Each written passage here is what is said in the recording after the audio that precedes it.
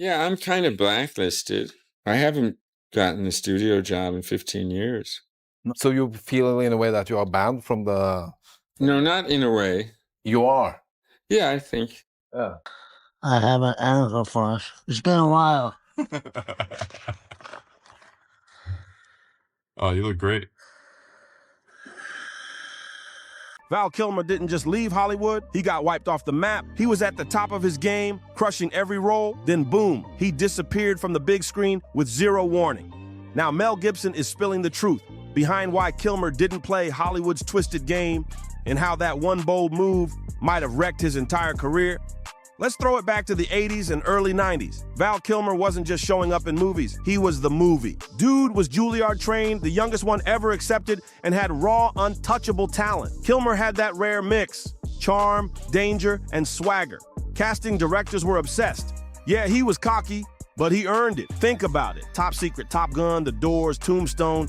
When he played Jim Morrison, people legit thought he was Morrison. By the time he suited up as Batman in Batman Forever in '95, Val Kilmer was sitting on the Hollywood throne, but then he vanished. When Batman and Robin dropped, Kilmer was ghost. George Clooney slid in out of nowhere. No explanation, no press, no warning, just silence. And director Joel Schumacher? He didn't keep it cute. Schumacher unleashed in an interview with The Independent. He didn't just throw shade. He dropped a whole forest on Kilmer. There's a producer I know, successful producer. I will not mention names, but his whole opinion about women on film from beginning to end is very brief.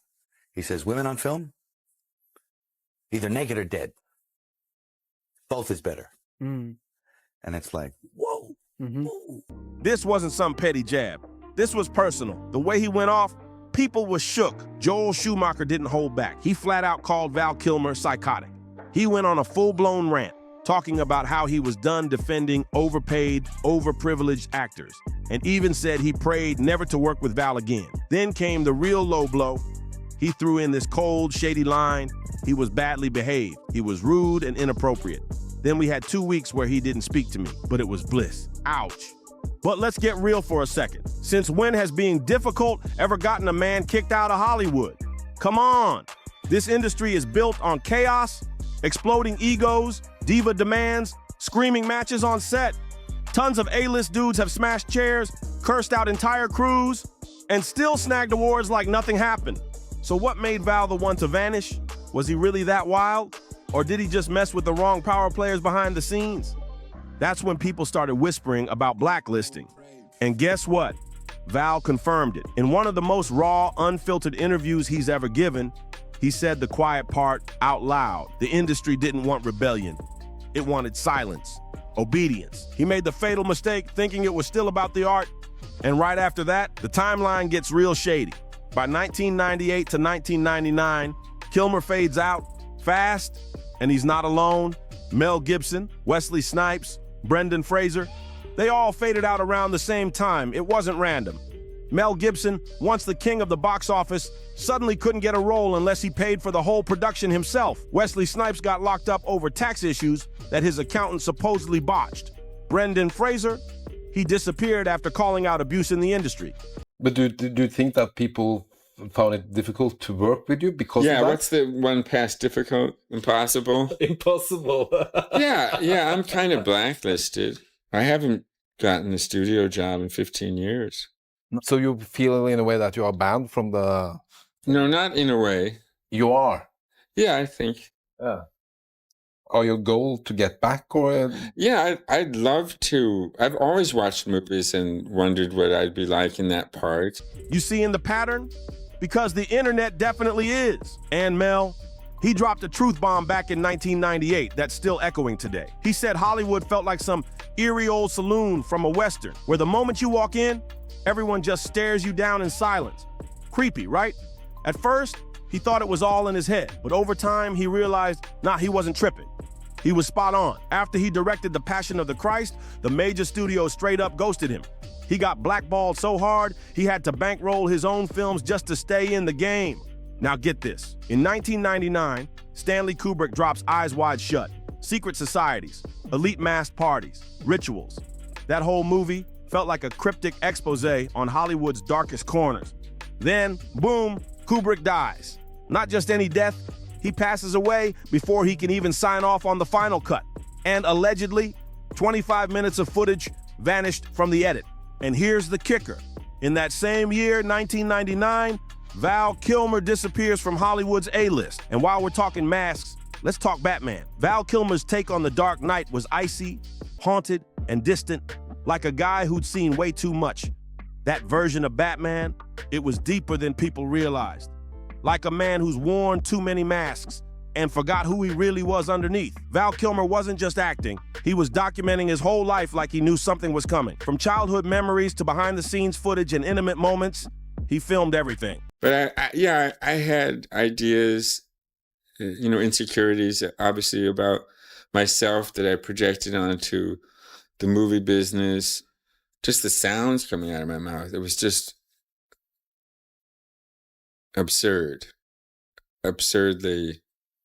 unrealistic. So apparently, I have an evil twin.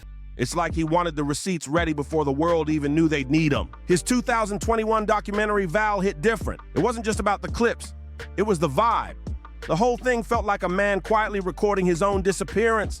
And then there's that island. Yeah, that one. The flight logs. The name drops. The creepy silence around it all. The timing? Too perfect to ignore. Kilmer's sudden fall from grace lined up exactly with the growing whispers around Epstein's circle. Did Kilmer turn something down? Refuse to play along?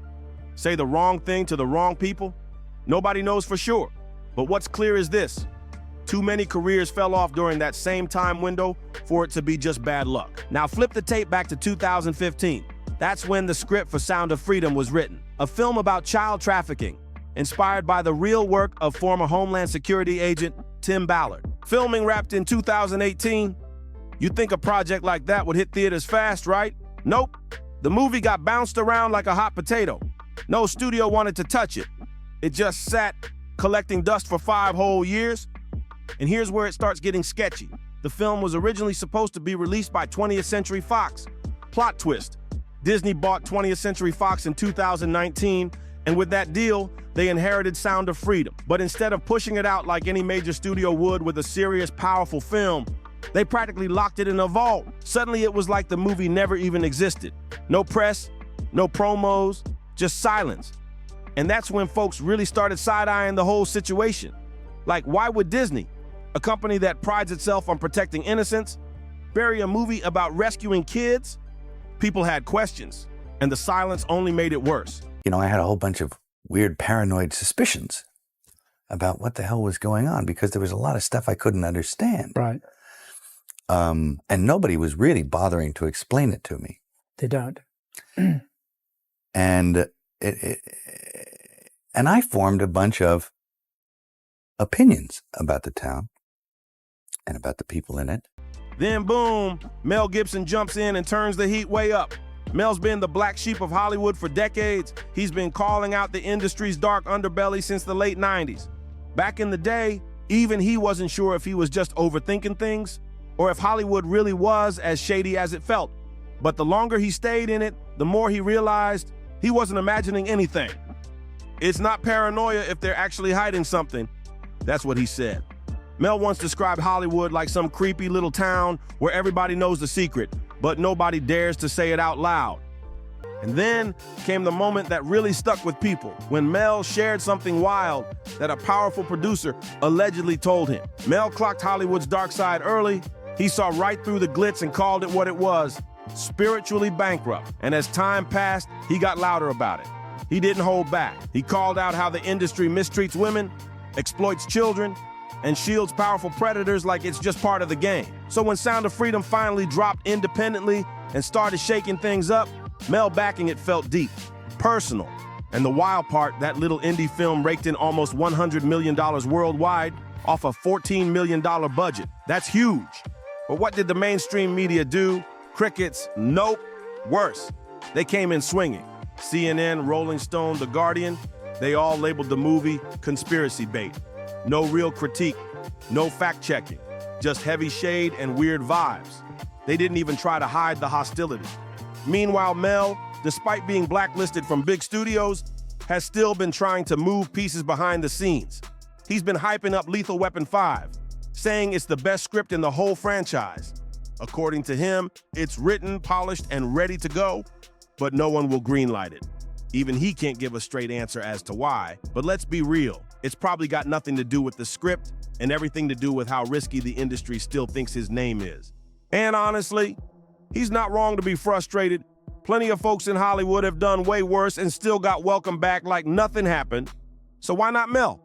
That's the question he's been asking for years. Funny enough, there have been a few in the business willing to stick their necks out for him, like Robert Downey Jr. Robert Downey Jr., aka the king of Hollywood comebacks, famously went to bat for Mel, and more recently, Andrew Garfield backed him too. While promoting Hacksaw Ridge, which Mel directed, Garfield didn't hold back. He straight up said everyone deserves second, third, even fourth chances.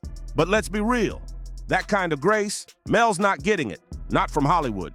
Now Mel's throwing some serious hints that Val Kilmer figured out the true cost of fame wasn't just hard work. Kim is dead. Heavy D is dead. Andre Harrell is dead. The only two left are Puffy and Al almost died.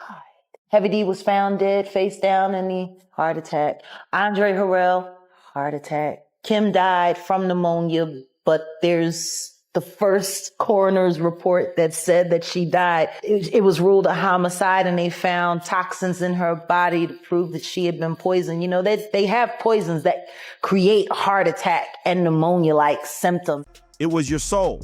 And Kilmer, he wasn't about to sign that spiritual lease.